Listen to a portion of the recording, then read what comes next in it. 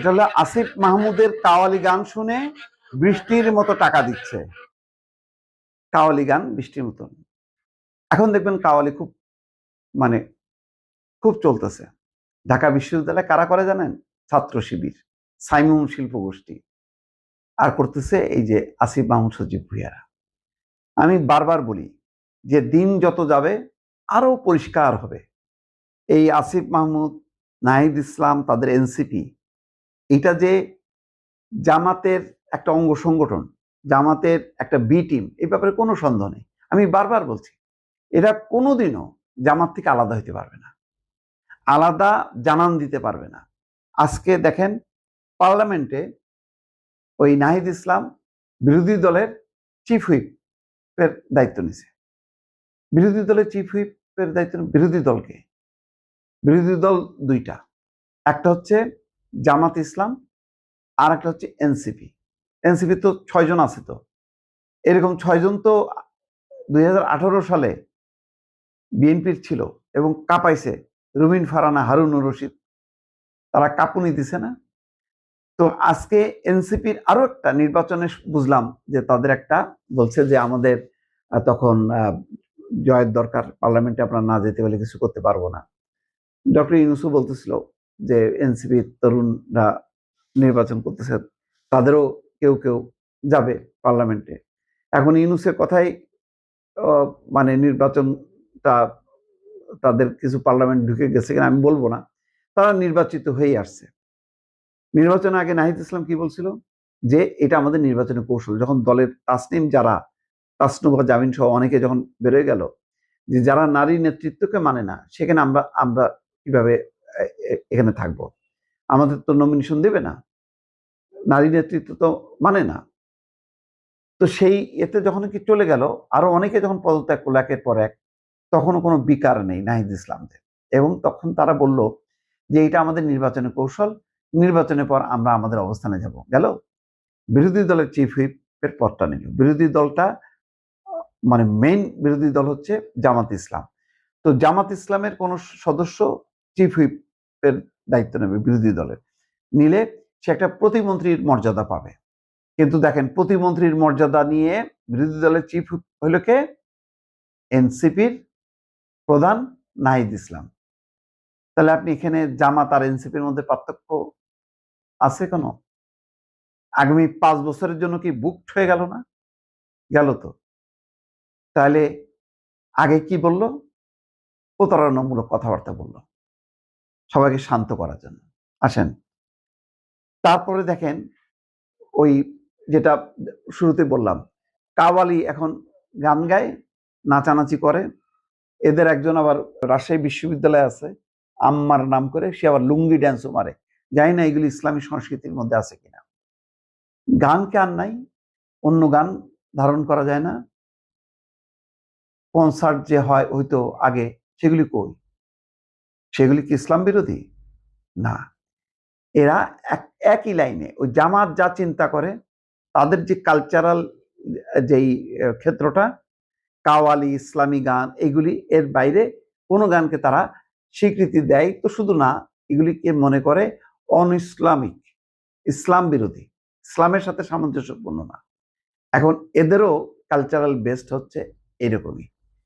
ফলে প্রথম দিকে দেখেন যখন এই আন্দোলন শুরু হয়, অনেক স্মার্ট ছিল ঢাকার অনেক আধুনিক পোলাপান, যারা খুব মডার্ন, ধরেন পাশ্চাত্য কালচারে বিশ্বাস করে, পাশ্চাত্যের রাজনীতি, পলিটিক্সে বিশ্বাস করে, সেই সমস্ত আধুনিক পোলাপানও কিন্তু শহীদ মিনারে আসতো।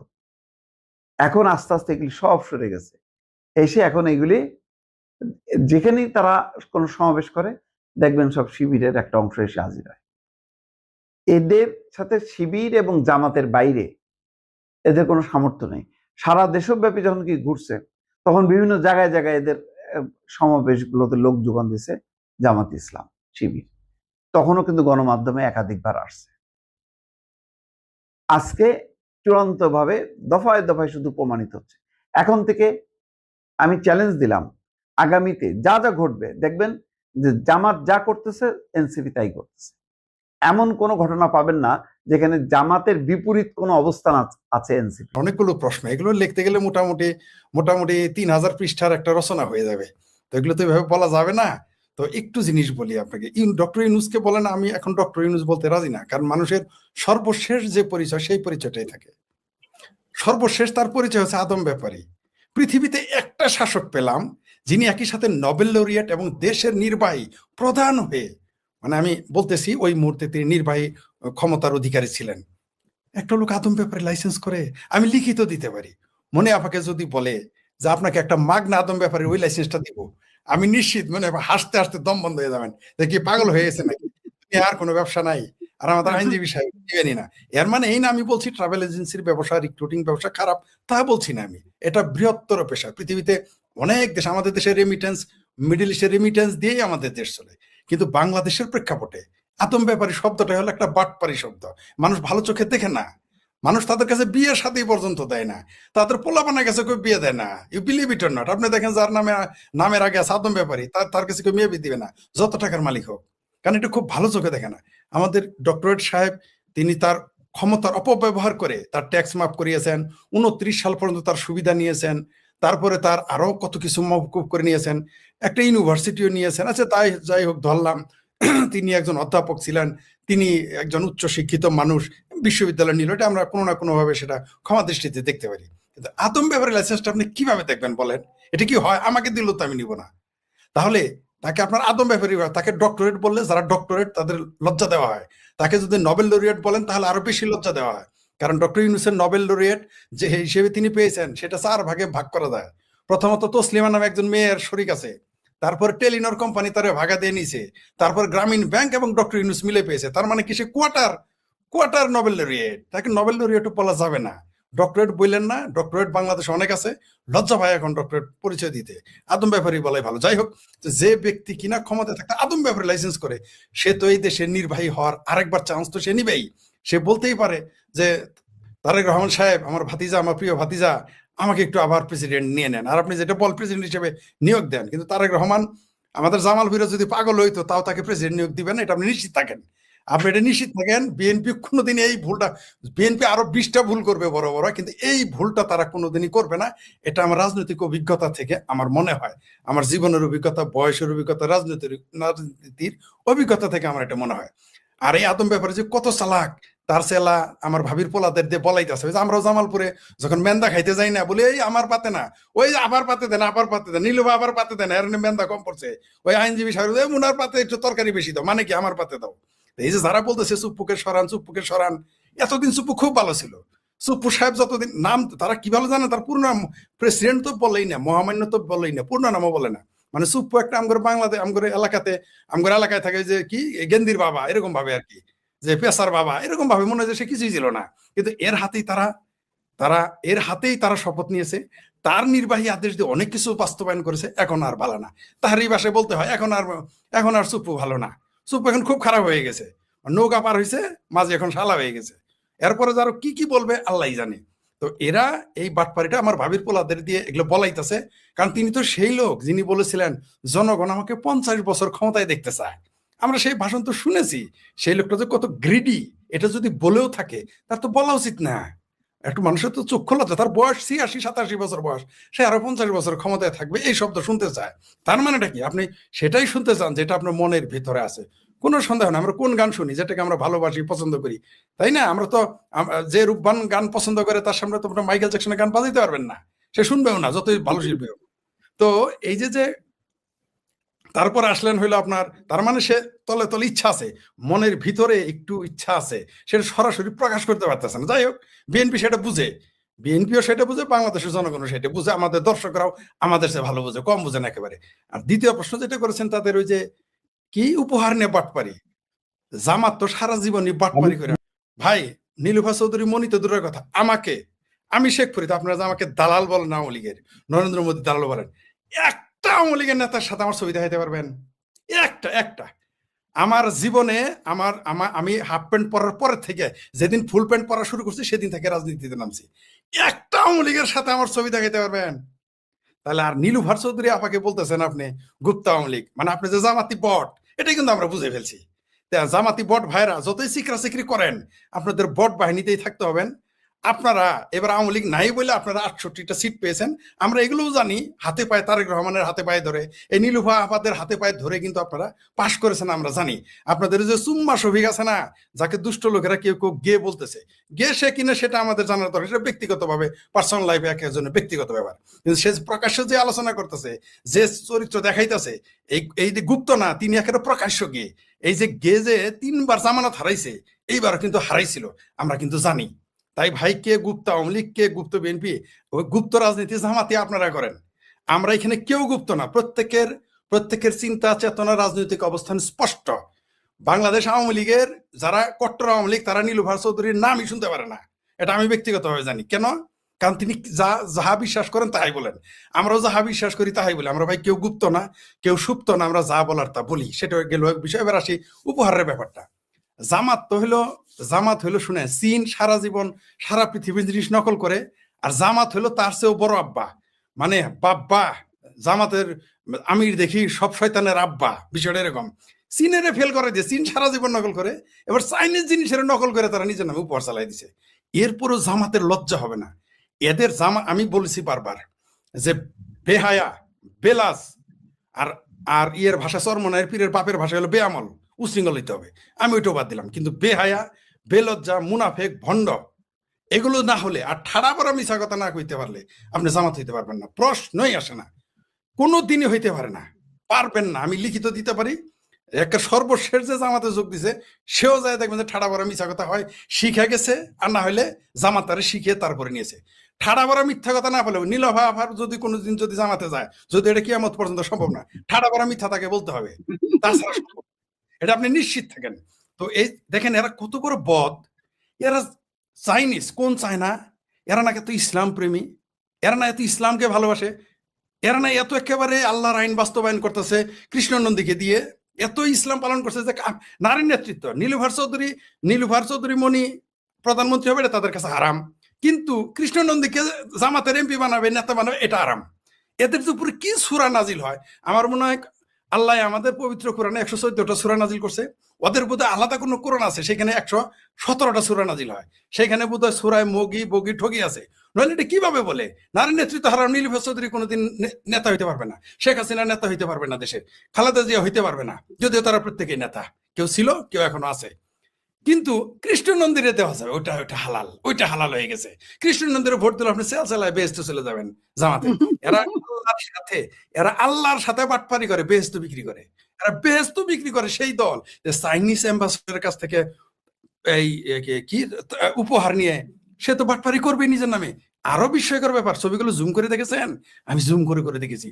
প্রত্যেকটা মানুষ সচ্ছল, আপনি দেখেন প্রত্যেকটা মানুষ সচ্ছল, তাদেরকে উপহার দিয়েছে। এই উপহারগুলো তো সাধারণ দরিদ্র মানুষের জন্য। তার ওই যে জামাতের একটা নিয়ম আছে, মায়ের পেটের ভাইয়ের দাফন কাফনের কাপড় কিনে দিবে না, ওই মরার পরে যে বাস থাকে ওই বাস দিবে না, কিন্তু তার দলীয় লোক হলে তার ব্যাংক লোন দিবে, তার উপহার দিবে। এমনকি কুরবানি দিলে গোস্ত দিবে না মায়ের পেটের ভাই। এই তো জামাত। জামাতের ভণ্ডামিটা থাকবেই। এরা 47 সালে পাকিস্তান চায় নাই, 71 সালে বাংলাদেশ চায় নাই। এরা যে কি চায় আর কি চায় না, এটাই আপনি বুঝতে পারবেন না। এরা কখন যে কি, সকালে এক কথা বলে বিকালে আরেক কথা। এরা সকালবেলা বললো আমরা শপথ নেব না, যদি কি বিএনপি না কি না করে শপথ নিবে না, বিএনপি যদি কি 28 দফাতে স্বাক্ষর না করে। এরা 2 ঘন্টা পরে গিয়ে সেরে এরা দেখিছে যে মাশাআল্লাহ বিএনপি নেতাদের আগে গিয়ে শপথ নেওয়া শুরু করছে। তো এই জামাত সম্পর্কে একজন বলেছে, এই জামাতের আমির সম্পর্কে কি বলবো?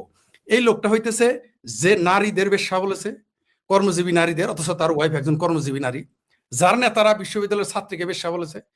এদের নিয়ে আর কি বলার আছে? আমাদের দুর্ভাগ্য এই দলটাকে মানুষ সমর্থন করে।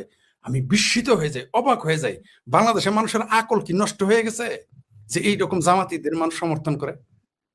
মুখপাত্রের নামের মধ্যে জয় 1 নম্বরে আছে, এতে কোনো ইয়ে নেই। জয় 1 নম্বরে আছে, কিন্তু তাকে তো তার সমস্ত আমেরিকান সবকিছু ছেড়ে এইগুলোতে আসতে হবে।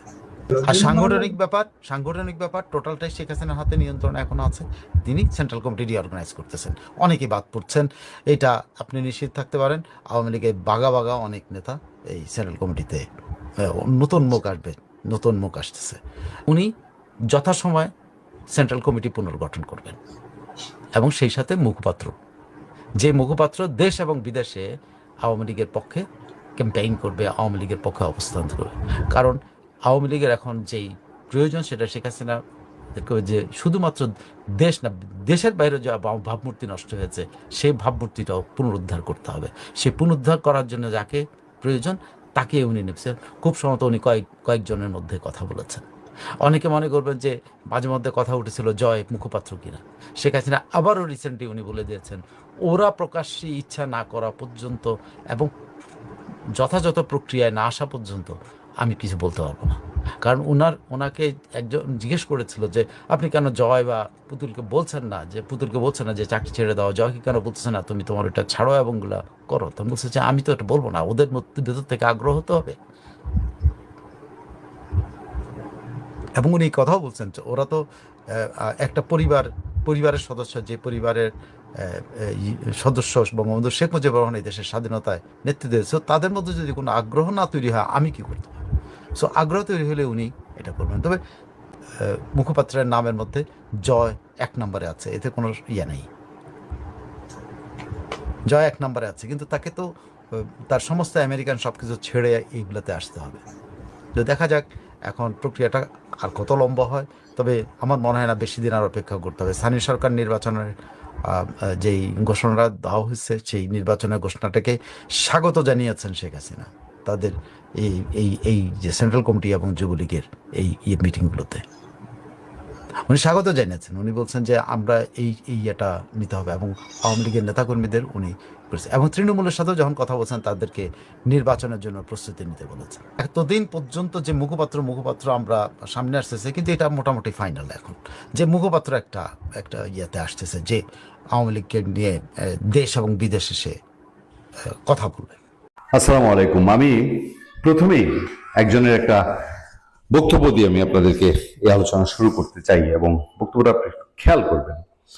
কতটা ধর্মকে রাজনীতিতে ব্যবহার করলে, নিজেদের ব্যক্তি স্বার্থ গোষ্ঠী স্বার্থের জন্য ব্যবহার করলে মানুষগুলো এইসব কথা বলতে পারে। ইনকালাব মঞ্চের ওসমান হাদির কথা আপনাদের মনে আছে। এই ছেলে ইসলামকে ব্যবহার করে ইসলামের লেবাস নিয়ে প্রচুর অশ্লীল এবং শ্রবণকটু স্লোগানের জন্ম দিয়েছিল বাংলাদেশে। তার দলের এখন যে দায়িত্বে সেই আব্দুল আল জাবের সদস্য সচিব ইনকালাব মঞ্চ বক্তব্য দেখেন। রাষ্ট্রপতি মোহাম্মদ শাহাবুদ্দিন এবং তারেক রহমান জাতীয় ঈদগাহে নামাজ পড়েছেন একসাথে এবং এই দৃশ্য, এই ছবি অনেকের মন জুড়িয়েছে। ৩৬ বছর পরে বাংলাদেশের রাষ্ট্রপ্রধান এবং সরকার প্রধান এক কাতারে নামাজ আদায় করেছেন। সেইটাকে ব্যঙ্গ করে সে বলছে রাষ্ট্রপতি চপ্পু এখানে মানে জাতীয় ঈদগাহ নামাজ পড়তেছে, আমার তো খটকা লাগতেছে, আমার নামাজ সঠিক হবে কিনা। আব্দুল্লাহ জাবের সদস্য সচিব ইনকালাব মঞ্চ। কতটা রাজনীতিতে ধর্ম ব্যবহার করলে এই ছেলেগুলো, তো ইয়াং ছেলে এখনো, কতটা বিভ্রাট হয়েছে এদেরকে। আমাদের সহজ সরল বাঙালি মনের মুসলিম ইমোশনকে তারা কিভাবে আঘাত করতে শিখেছে। আরে আমার ধর্ম, আমার নামাজ কোন পরিস্থিতিতে কার সঙ্গে হবে না হবে এই সন্দেহ করার তুমি কে? রাষ্ট্রপতি শাহাবুদ্দিনের এখানে যখন তোমার লোকজন গিয়ে হাত মিলিয়ে শপথ করেছে, তো এরাও তো নাপাক হয়ে গেছে। তার কথা যদি সত্য হয়, সন্দেহ সত্য হয়, এদের সঙ্গে চলে ফিরে উঠে বসে কেমন? বাংলাদেশে যেই নজিরবিহীন এবং ব্যতিক্রমী মানুষকে সবাইকে উৎসাহিত করেছে যে খবরটায়, সেই খবরটার পরে আমি আরেকটা তিতা কথায় যেতে চাই। তিতা কথাটা আমাকে ব্যথিত করেছে, আমাকে আক্রান্ত করেছে, আমাকে কষ্ট দিয়েছে। তারেক রহমান সম্পর্কে আমার ইমোশনে আমি তাকে যতটুক চিনি, যতটুক তার দলকে দেখেছি, যতটুক তার মা বেগম খালেদা জিয়াকে দেখেছি, সেই জায়গা থেকে আমি আহত না হয়ে পারি না। প্রধানমন্ত্রীর সঙ্গে সাবেক প্রধান উপদেষ্টার ঈদ শুভেচ্ছা বিনিময় ছোট্ট করে এই ডক্টর ইউনুস, এই বিচিত্র ইউনুস, সে তারেক রহমানের সঙ্গে যমুনায় দেখা করতে গেছে। প্রধানমন্ত্রী তারেক রহমানের সঙ্গে ঈদের শুভেচ্ছা বিনিময় করেছেন সাবেক অন্তর্বর্তী সরকারের প্রধান উপদেষ্টা ডক্টর মোহাম্মদ ইউনুস। শনিবার দুপুর 11:15টার দিকে রাষ্ট্রীয় অতিথি ভবন যমুনায় ঈদ শুভেচ্ছা বিনিময়, এই সময় প্রধানমন্ত্রী পরিবারের সদস্যরা উপস্থিত ছিলেন। প্রধানমন্ত্রী প্রেস সচিব আতিকুর রহমান রুমনি তথ্য নিশ্চিত করেছেন। ডক্টর ইউনুস ছাড়াও রাজনীতিবিদ, কূটনীতিক ও সিনিয়র সাংবাদিক সহ বিভিন্ন শ্রেণী পেশার মানুষ সেখানে উপস্থিত ছিলেন। প্রধানমন্ত্রী হিসেবে দায়িত্ব নেওয়ার পর এটিই তারেক রহমানের প্রথম ঈদ উদযাপন। তবে শুভেচ্ছা জানাতে ভোর থেকে যমুনায় প্রচুর ভিড় ছিল, সেসব কথা বলছি। আমি সোশ্যাল মিডিয়ায় যে ছবিগুলো দেখেছি এবং সাবেক বিতর্কিত, সমালোচিত ইউনূসের প্রেস সচিব, আমি জানি না এখন সে তার ব্যক্তিগত পাইক পেয়াদা কিনা, অন্তত মিডিয়া রিলেটেড পাইক পেয়াদা, সে তার ছবি দিয়েছে। শফিকুর রহমান সেখানে উপস্থিত ছিল এবং যমুনায় ডক্টর ইউনূসের সাথে দাঁত কেলিয়ে শফিকুর রহমানের ছবিও দেখেছি। আমি আহত হয়েছি যেই মানুষটা বাংলাদেশের এখন 99% মানুষ দিয়ে ঘৃণিত, যেই মানুষটাকে দিয়ে বাংলাদেশের 16 কোটি মানুষ অপমানিত, লাঞ্ছিত, যেই মানুষটার কারণে আমেরিকার শেকলে বাধা পড়েছে বাংলাদেশ, সেই মানুষটাকে কি না ডাকলে চলতো না, জায়গা না দিলে চলতো না? তারেক রহমান যে তার দল যে এত রাজনীতি বিরোধী, আওয়ামী লীগ বিরোধী, আওয়ামী লীগের মানুষজনকে তিনি কি এভাবে চাইলেই গিয়ে দেখা করতে দিতেন? আওয়ামী লীগের বহু ভিসি টিসি আনতেন, দেশে রয়ে গেছে, তিনি কি দেখা দিতেন? এই লোকটা সম্পর্কে বিএনপি ঘরানার যদি সত্যিকার ভাবে নিরপেক্ষ যাচাই করা হয়, বিএনপির 90% মানুষ ডক্টর ইউনূসকে পছন্দ করে না, ঘৃণা করে, তার সময়ের মব সন্ত্রাসের কারণে, তার সময়ের ছাত্রদেরকে লেলিয়ে দিয়ে দেশটাকে নষ্ট করার কারণে। সেই ইউনূস ইনিয়ে বিনিয়ে দাঁত কেলিয়ে নামাজে গিয়েছিল কি? সেনা এই বছরে রোহিঙ্গাদের নিয়ে মিয়ানমারে নামাজ পড়ে, মিয়ানমার থেকে নামাজ পড়ে তারপরে ঢাকায় এসছে ফ্লাইটে, হেলিকপ্টারে উড়ে। এই লোক, ওই যে আমি শুরুতে জাবেরের কথা বলছিলাম না, এই লোকের ধর্ম নিয়ে মানুষের মধ্যে অসংখ্য সন্দেহ আছে, মানুষের মধ্যে সন্দেহ আছে এই লোক ক্ষমতায় আসার আগে সবশেষ কবে ঈদের জামাত পড়েছেন, কবে তাকে টুপি মাথায় দেখা গেছে। সেই লোক ঈদের জামাতে গেলে ঈদের জামাত নিয়ে সন্দেহ তৈরি হয় না জাবেরদের, যে ঈদের জামাত কি কবুল হবে কিনা, আর শাহাবুদ্দিন নিয়ে তাদের সন্দেহ তৈরি হয়। এই লোক বাংলাদেশে মিথ্যার মেলা বসিয়ে দিয়েছিলেন, প্রতারণার মেলা বসিয়ে দিয়েছিলেন, সুদের ব্যবসায়ী। সেই সুদের ব্যবসায়ীর সঙ্গে আমার দেশের প্রধানমন্ত্রী কেন এমন একটা দিনে, যেদিন এই বাংলাদেশের 36 বছর পরে প্রধানমন্ত্রী এবং রাষ্ট্রপতি একসাথে নামাজ পড়লেন, সেইখানে তাকে ডাকতে হয়েছে। আমি শেষ করবো আরেকটা গুরুত্বপূর্ণ ইস্যু দিয়ে। তার আগে আমি আপনাদেরকে জানিয়ে নিই যে এই 36 বছর পরের এই মিলনটা সবাই দেখেছে, যে একসঙ্গে পবিত্র ঈদুল ফিতরের নামাজ আদায় করতে রাষ্ট্রপতি মোহাম্মদ শাহাবুদ্দিন, প্রধানমন্ত্রী তারেক রহমান একত্রিত হয়েছিলেন জাতীয় ঈদগাহ ময়দানে। রাজধানী হাইকোর্ট সংলগ্ন জাতীয় ঈদগাহ ময়দানে সকাল 8টায় অনুষ্ঠিত ঈদুল ফিতরের প্রধান জামাতে অংশ নেন তারা। ঈদের প্রধান জামাতে ইমামতি করেন বাইতুল মোকাররমের জাতীয় মসজিদের খতিব মুফতি মোহাম্মদ আব্দুল মালেক। 2 রাকাত ওয়াজিব নামাজ শেষে শুরু হয় খুতবা। এই হচ্ছে মোটামুটি বৃষ্টি গুড়ি উপেক্ষা করে জাতীয় ঈদগাহ ময়দানে নামাজ আদায় করেছেন মুসল্লিদের ঢল। ডক্টর ইউনূস যে দাঁত কেলিয়ে যমুনায় গেছে লাজ লজ্জার মাথা খেয়ে, বেহায়ার মতন, উদ্দেশ্য কি? অনেকেই বলছেন, আমি সোশ্যাল মিডিয়ায় বহু দেখেছি, যে সে এখনো আড়ালের থেকে বহু কলকাঠি নাড়ার চেষ্টা করে এবং তার সুপ্ত ইচ্ছা বাংলাদেশের রাষ্ট্রপতি হওয়ার, এইটা থেকে এখনো সে দূরে যায়নি, এখনো তার স্বপ্ন খায়েশ আগেরটাই রয়ে গেছে। এটার একটা ইঙ্গিত দেই আপনাদেরকে। এই নাসিরউদ্দিন পাটোয়ারি, এনসিপির ফেলমারা এমপি, 9-6 না করে রাষ্ট্রপতিকে বিদায় করতে হবে নাসিরউদ্দিন পাটোয়ারি। সেনা বলছিল মুখ সামলে কথা বলবে, তার মুখ দিয়ে আর ব্যাফাস কথা বেরোবে না। এটা কি ব্যাফাস কথা না? বাংলাদেশের রাষ্ট্রপতিকে খেয়ে ফেলতে চায়। শনিবার সকালে জাতীয়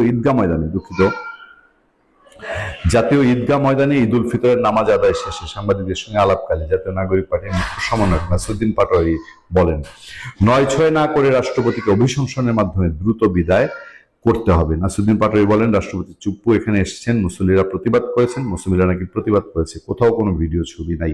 মুসল্লিরা কি এটা গতবারের নাটক? ইউনূস এখানে গেছে আর কিছু লোককে সেট করে দিছে, এরা হাত মিলায় আর বলে স্যার আপনি আরো 5 বছর থাকেন। কোন মুসল্লি প্রতিবাদ করেছে? সাধারণ মুসল্লির খেয়ে কাজ নাই, এদের মতন উদ্ভট হয়ে গেছে। আমরা সরকারকে দ্রুত জানাবো যে 9-6 না করে রাষ্ট্রপতি চুপ্পুর অভিশংসন জরুরি, তাকে বাদ দিতে হবে, তাকে বাদ দিতেই হবে, সরকারের কোনো অপশন নেই। যদি বাদ না দেওয়া হয় তাহলে আমাদের আন্দোলনে যেতে হবে। তো জানা বেটা, তোর আন্দোলনে যা, দেখতাম দেশের মানুষ কতটা, কয়জন রাজুতে ডাক দেয়। দিছিল না রাষ্ট্রপতি অভিশংসনের জন্য সংসদ ভবনের সামনে ডাক, সব মিলায় গর্বকর্তা 30 জনও হয় না। তো ডাক, আমরা একটু এই দিনটারই অপেক্ষা। আমরা দেখি নাসিরউদ্দিন পাটোয়ারি এনসিপির ডাকে বাংলাদেশে কয়ানা লোক তাদের পিছনে যায়। 5 আগস্ট বিএনপিও ক্যান্টনমেন্টে গিয়েছে। বিপ্লবী সরকার হলে কেন তারা সেখানে গেলেন? বিএনপি ক্যান্টনমেন্টে যাওয়ার কারণেই এই সময় বিপ্লবী সরকার গঠন হয়নি বলে দাবি করেন তিনি। আবার নতুন নতুন ইতিহাস কচলায়। যাক, নাসিরউদ্দিন পাটোয়ারিরা এখনো রাষ্ট্রপতিকে সরাতে চায়। যত দ্রুত সরাবে তাদের কিছুটা ইউনুস ক্রেজ থাকবে, এবং মৌকা মতো ইউনুসকে সেই জায়গায় বসানো যায় কিনা।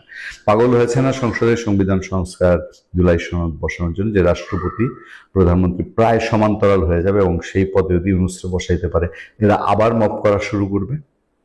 সেই জন্যই কষ্ট পাই, ব্যথিত হই ইউনুসের মতন অপরাধী, যে ফেসিবাদের জনকের রূপ নিয়েছে, যে আওয়ামী লীগ শেখ হাসিনাকে পার হয়ে ডিঙিয়ে চলে গেছে, তার সঙ্গে কেন আমাদের প্রধানমন্ত্রী দেখা করতে হবে, দেখা দিতে হবে?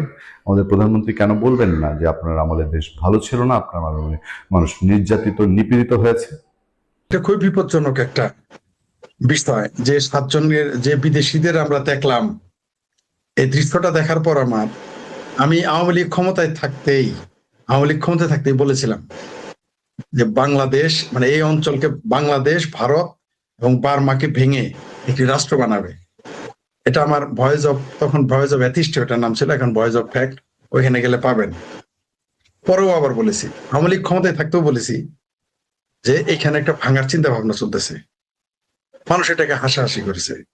আবার তার আগে শেখ হাসিনা বলেছিলেন সাদা চামড়ার একটি দেশ, এইখানে তারা ঘাঁটি চাচ্ছে, এখানে তারা একটি খ্রিস্টান রাষ্ট্র বানাতে চাচ্ছে। চামড়া নাই পীর কেউ বলতো, শেখ হাসিনার ওই কথাটাকে কাট করে বলতো, সেটা কাট কপি পেস্ট করে বলতো।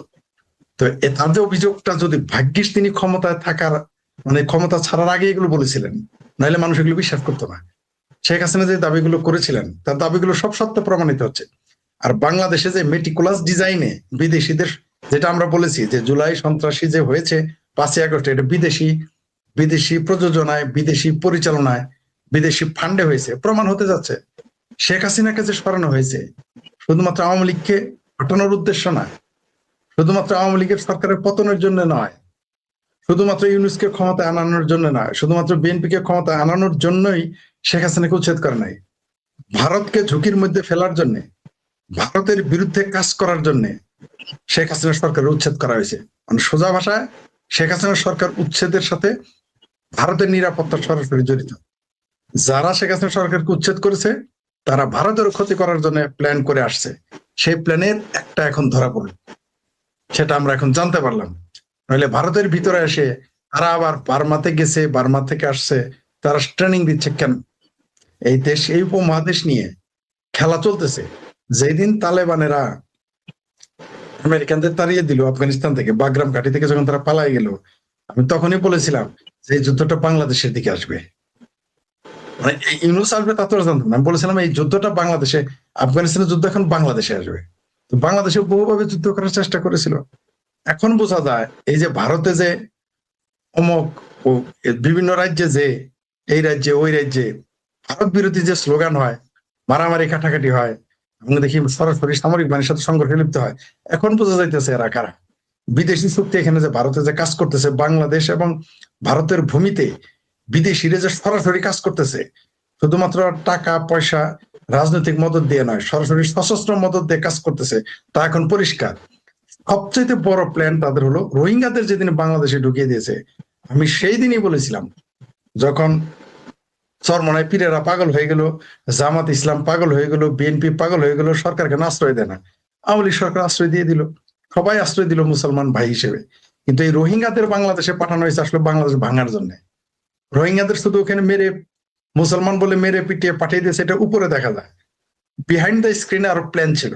তখনই আমি বলেছিলাম আমাদের গণজাগরণ মঞ্চ থেকে, তখন তো গণজাগরণ মঞ্চের আন্দোলন তুঙ্গে, গণজাগরণ মঞ্চের আন্দোলনের পক্ষ থেকে আমরা স্মারকলিপি দিতে গিয়েছিলাম মায়ানমার এম্বাসিতে।